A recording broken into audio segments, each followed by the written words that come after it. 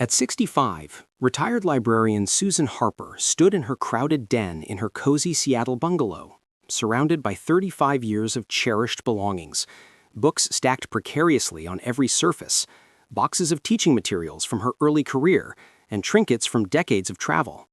She frequently misplaced important papers like her Medicare forms, owned clothes unworn since the 1990s, and felt too embarrassed to host her book club. In just 6 months, Susan transformed her chaotic home into a tranquil haven that brought joy daily. Her secret? 7 simple, senior-friendly decluttering habits that didn't require costly professional organizers or exhausting week-long sorting marathons. These aren't harsh toss-it-all methods. They're gentle, memory-honoring strategies that respect your past while creating room for your future. Ready to learn how Susan reclaimed her home and peace of mind? I'm sharing her 7 life-changing habits perfect for anyone feeling overwhelmed by clutter, no matter how old you are or how packed your space feels. Susan had tried rigid decluttering advice before, like the popular rule to discard anything untouched in a year, but it never worked. It ignored the deep emotional ties built over decades, like the quilt her grandmother stitched or the letters from her late husband. These 7 habits are tailored for seniors, respecting your pace, memories, and unique needs. Each takes just 10 to 15 minutes daily, and you can start with what feels easiest. By the end, you'll have a clear, compassionate roadmap to transform your space without erasing your life story. Share your biggest decluttering challenge in the comments. I read every one, and your story could inspire someone else in our community. Now, let's explore how Susan went from trapped to thriving in her own home. Habit 1. The 10-minute memory sweep. Susan's breakthrough began when she stopped trying to declutter entire rooms and focused on bite-sized 10-minute sessions. She developed her memory sweep system. Each morning, with her favorite chamomile tea in hand, Susan picked a small, manageable area, a single kitchen drawer, a bookshelf corner, or a section of her cluttered desk, and set a 10-minute timer on her phone. She sorted items into 3 piles: keeps my soul happy, items sparking joy or deep meaning, useful now, items she needed regularly, and ready to gift forward, items to donate or pass on. The key wasn't random sorting, but a mindful question. Instead of asking, "Do I need this?" which often led to guilt or indecision, she asked, "Does this support the life I want today?" For example, when Susan found her son's old report cards mixed with medical records in a desk drawer, she didn't feel pressured to toss them. She placed the report cards in a labeled memory box for her grandchildren and cleared the drawer for current files like her insurance documents. This habit honors your past while prioritizing your present, curating memories rather than erasing them. After 2 weeks, Susan's desk was clear of miscellaneous papers, she found her lost Medicare forms, and her mornings felt calm and purposeful. She even started enjoying her tea at the desk, now a serene workspace. What small area would you start with? A drawer, a shelf, or a countertop? Share in the comments to inspire others. Habit 2.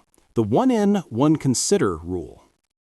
Susan had heard of the one in, one out rule, but it felt too harsh. Rushing her to discard items led to regret. So she created the one in, one consider rule, designed for thoughtful decisions. When she brought something new into her home, a gift, a purchase, or even a freebie like a tote bag from a community event, she placed it in a wicker consideration bin by her front door. Within 24 hours, she reviewed her belongings and chose one item from the same category to donate, gift, or recycle, giving herself time to reflect without pressure. For instance, when her niece gifted her a vibrant blue scarf for her birthday, Susan placed it in the bin. The next day, she went through her scarf collection, realizing she hadn't worn 3 of them in years. One was frayed, another didn't match her style anymore. She kept one as a backup, donated the frayed one to a textile recycling program, and gave the other to her church's clothing drive. This method removed the guilt of snap decisions, letting Susan choose intentionally. After 3 months, her closets stopped overflowing, and new items no longer triggered stress. What item could you pass on to bring someone else joy, like a book or piece of clothing? Share in the comments. Subscribe to Senior Decluttering Diaries for more practical, senior-focused decluttering tips. Habit 3. The Weekend Snapshot Stroll. Every Sunday afternoon, Susan took her smartphone on a snapshot stroll through her home, photographing areas that felt cluttered or chaotic, pretending she was a guest seeing them for the first time. This revealed hidden messes she'd grown blind to, like her coffee table, buried under stacks of novels, unopened mail, and half-finished knitting projects. She'd review each photo and ask, "Would I feel proud showing this to my book club?" If not, she added that area to her next week's 10-minute sweeps. If yes, she celebrated it as a win, like her tidy entryway with just a coat rack and a small plant. Susan kept a before and after photo journal in her phone's gallery. One striking before photo showed her cluttered nightstand, piled with old magazines, unused hand creams, and tangled chargers. 3 months later, the after photo revealed a clean surface with just a lamp, her current novel, and a small vase of fresh lavender. The journal reminded her of her progress on tough days. Try taking photos of one area this week. What surprises you? Share in the comments. The Snapshot Stroll kept Susan motivated, helping her see her home as a reflection of her growing calm, not a source of shame. Habit 4. The Thankful Farewell Technique. Letting go of sentimental items was Susan's biggest hurdle. Guilt stopped her from parting with things like her aunt's teapot set or her late husband's fishing gear.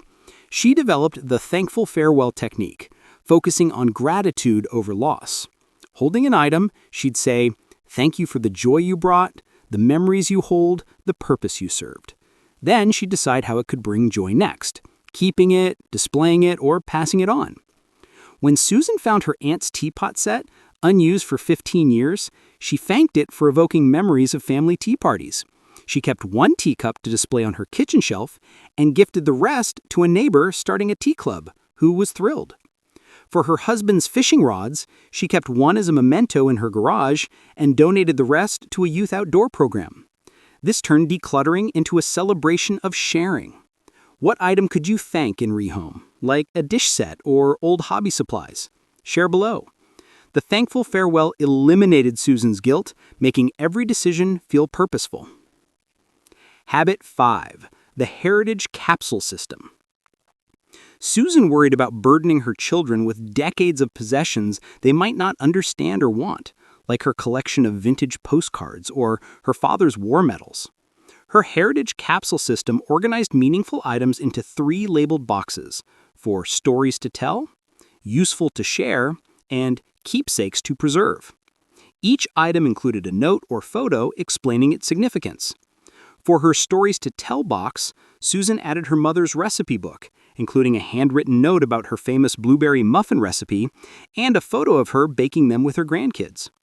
The Useful to Share box held a barely used blender with a note on its value and care instructions, so her kids could decide whether to keep or sell it. The Keepsakes to Preserve box included her father's medals with a story card detailing his service, meant for her grandson's future. While sorting, Susan found her great-aunt's pearl brooch and decided to gift it to her granddaughter for her 21st birthday.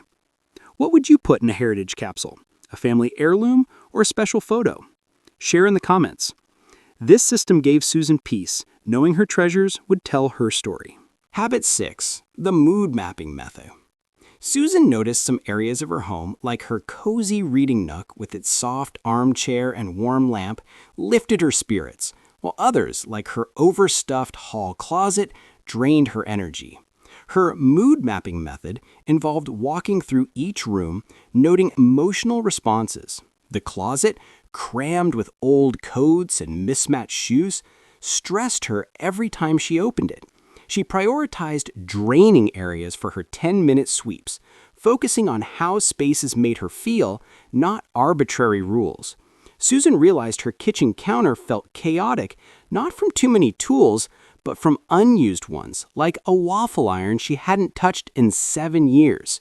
She kept her cherished coffee maker, used daily for her morning brew, and donated the waffle iron to a community kitchen. Her collection of ceramic mugs, each from a different trip, sparked joy, so she displayed them on a dedicated shelf. What space drains you? A closet, a table, a corner?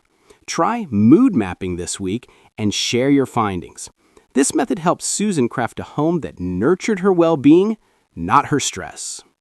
Habit 7. The Future You Vision.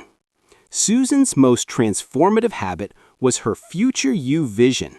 When faced with tough choices, she closed her eyes and pictured herself at 70 living in her bungalow. What would she need? Value. She imagined a simpler, freer life with easy-to-navigate spaces and fewer possessions to maintain. Would she need 20 pairs of heels from her teaching days? No. She kept 2 favorite pairs for special occasions and consigned the rest to a local shop. Would she want to dust countless knickknacks? No. She kept a few meaningful ones, like a seashell from a family beach trip, and donated the rest to a charity. This vision prioritized experiences, book club gatherings, gardening, time with grandkids, over stuff. Susan explained to her kids that donating their childhood board games wasn't about forgetting them, but choosing memories, photos in an album, over storage. Imagine your future self 5 years from now. What would they want from your space? Share one insight in the comments. This habit made Susan's choices hopeful, aligning her home with accessibility and ease, not clutter. Susan's transformation. 6 months after starting these habits, Susan's bungalow was a serene sanctuary. Every item had a purpose and place, from her curated bookshelf to her airy kitchen. Her 10-minute sweeps became a joyful morning ritual, setting a positive tone. The one-in, one-consider rule stopped clutter creep, and Snapshot Strolls tracked her progress. Thankful farewells eliminated guilt, heritage capsules secured her legacy, mood mapping aligned her space with her well-being, and the future you vision guided hopeful decisions.